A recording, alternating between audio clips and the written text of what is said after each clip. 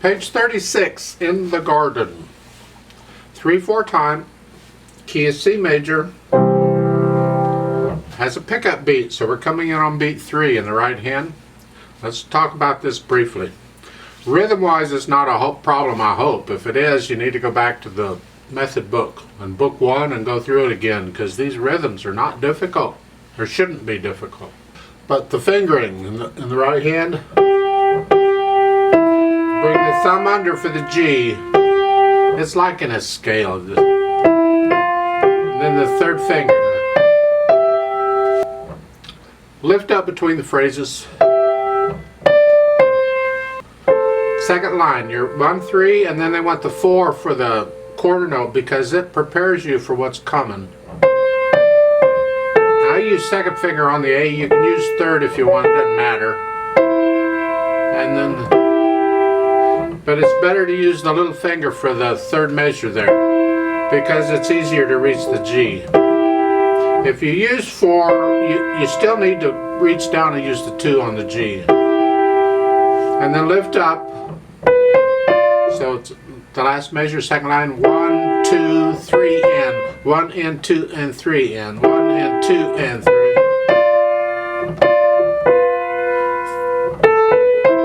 Third line, third measure. You see the 1 and then the 4-3.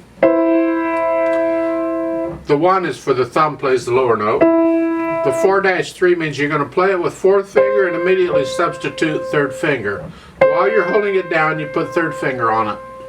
This way you can do 4 or 5 coming up and connect them. And that's what we want. You don't need to connect the bottom note, that's harmony. It's the melody we want, it's here. So it's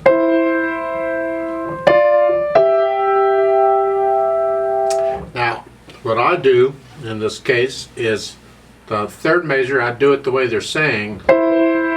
But then when I get to the last measure on the half note on that line, I do a 2-5. Although you can do a 1-5 there also, it doesn't matter. It's up to you. And then 1-4.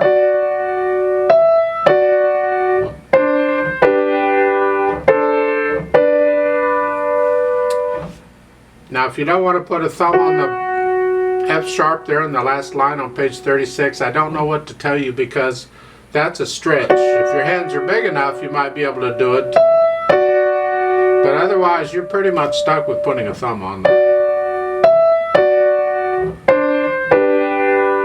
And the last chord on that page at the bottom, that is a 1-4-5 fingering. That's a good fingering.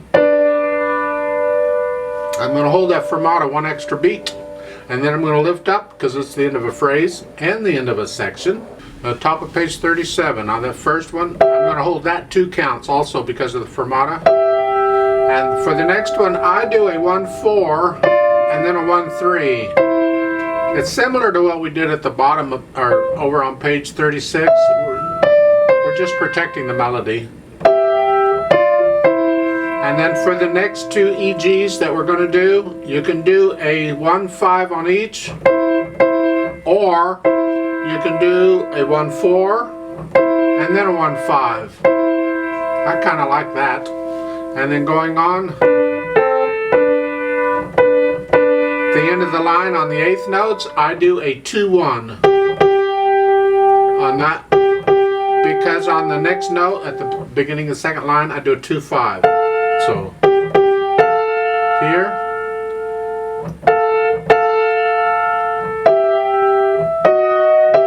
That's good fingering on the second line, I like that. Going on, third line, second measure is a 2-4, and then a 2-5, and then a 2-3, and then a 1-5, 2-5. It's got some weird stuff in it, don't it? I'm going to hold that fermata 4 counts instead of 2. Lift up, it's the end of a phrase. And then the bottom line, 1 and 2 and 1 and 2 and 3 and 1 and 2 and 3 and 1. And the bottom note, hold that down, see? Because that's a half note. And the next measure, it's a dotted half note. Hold it down for the whole measure. And then and that's that's tied, so you can hold that down for 5 counts. And that's the right hand. The left hand just has the supporting chords, so keep it soft. It has block chords at the beginning, C chord, then a broken chord. Second line's a 4 chord, third line's 5/7 chord, second measure of the third line, that one. Thumb plays both of those, F and G. That's what that little thing means with the thingy and the one, and, you know.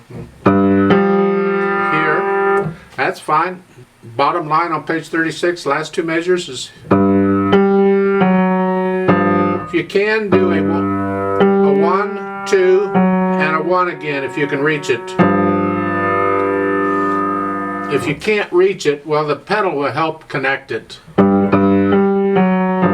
If you can't reach it, you may have to use the thumb again on that and then slide off.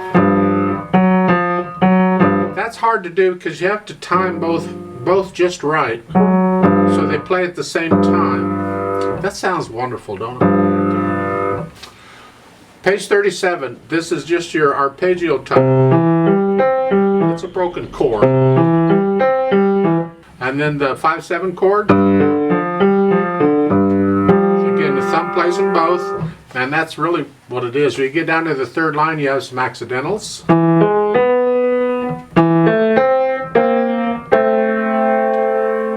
And then the last line. I like this fingering for the most part. Watch this. This is 5/4 because, well, we had it at the top. I mean, the chord is this. That's the fingering for the chord, 4th finger, so that's what we use. However, coming down, I need to come down here. So to help me prepare for that, instead of 4, I'm going to use 3, because then I don't have to move as far.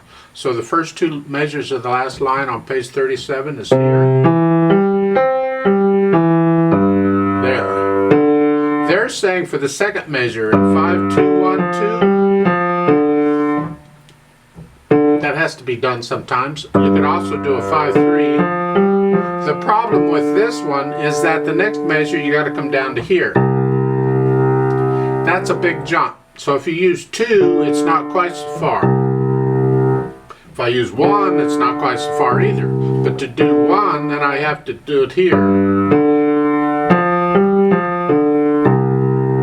It's up to you, but their fingering is fine.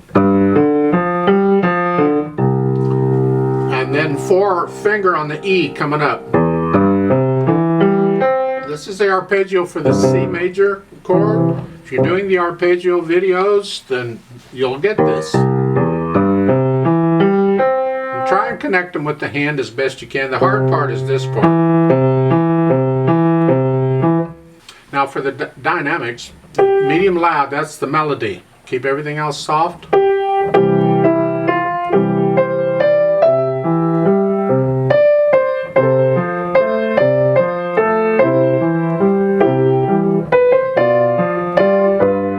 To stay medium loud for the whole thing, and at the bottom there's a retard,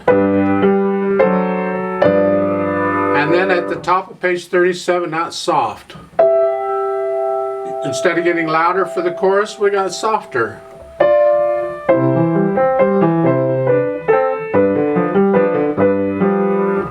At third line down there's a retard, so you're going to slow down a little bit.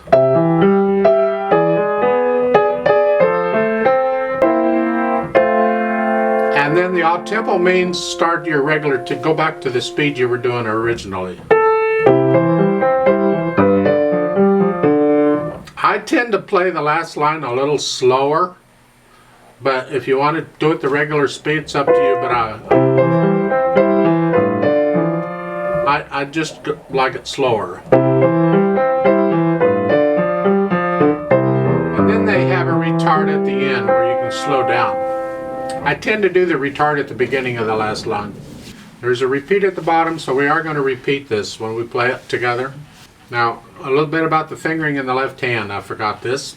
At the top of page 37, the last 2 measures, they're fingering this arpeggio this way. They're crossing the second finger over the thumb. That's okay. You can finger that one with a 3 on the D, and then a 2, and And you don't have to cross over the thumb. Most of the time when I see this arpeggio in music, I finger it 5, 3, 2, 1 for that chord. But their fingering is fine if you prefer it. But at the bottom, as I said, their fingering is more important because the next measure you need to come down here. So work it out one hand at a time, then put the hands together, and now we add the pedal. Going to legato pedal it, but we don't want it smeared and we want to hear the phrasing. So let's see what we got. So I'm going to push the notes down and then the pedal. Change it.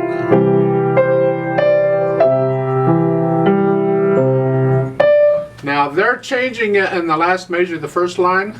So the last two measures would be this. I don't.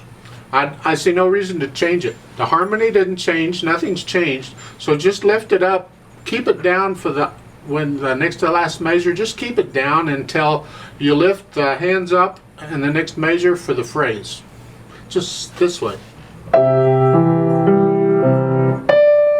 There. So you don't need to change pedal at the bar line there. Second line.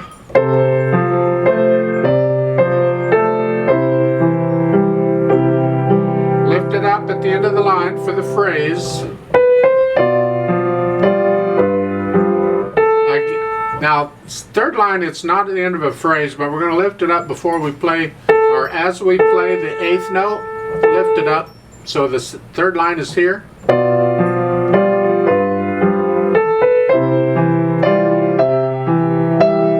Last line. And again, there's no phrase breaks in here, so just keep the legato pedal in the last line, second measure. Lift it up after you play that quarter note in the second measure, the pedal. So here.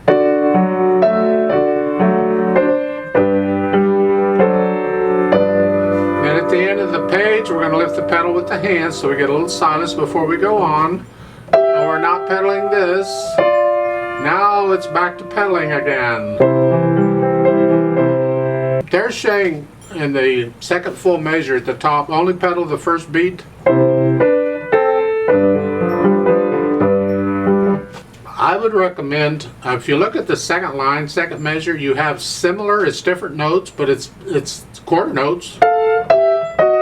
But they're showing pedaling those, and I don't really see the difference. So in my opinion, you can pedal that first line the same as the second line and simply change the pedal with each beat on those quarter notes. And that's what I would recommend. So that first line is this way on page 37 here.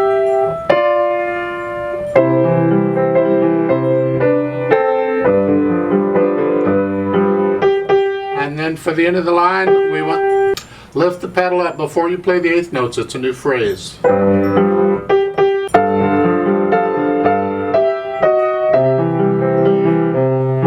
at the end of the second line, lift it up before you play the eighth notes because it's a new phrase.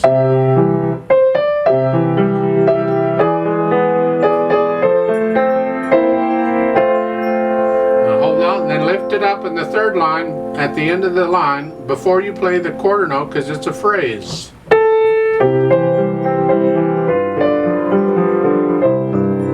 Like so, and then at the end everything comes up at the same time, and that's the pedal. It's pretty straightforward, sort of, maybe a little bit, huh? Let's try this out really slowly together just to double check the notes and the rhythms and all, and I'll try to pedal it like I described. So it has a pickup beat. I'm just going to give us 2 counts. So go ahead and put your hands where they go to start, and the foot's on the pedal. Ready, go.